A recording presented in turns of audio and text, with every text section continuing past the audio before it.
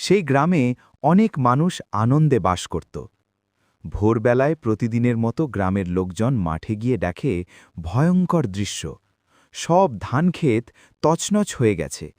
একদল বুনো গণ্ডার এসে জমির সব ধান মারিয়ে নষ্ট করে দিয়েছে। কৃষকদের চোখে জল এসে গেল। ঠিক তখনই আকাশ থেকে নেমে এলো এক বিশাল বড় বাজ পাখি।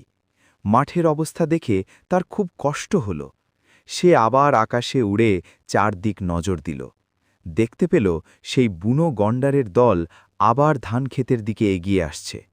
বাজ পাখি তখন এক তীক্ষ্ণ ডাক দিল।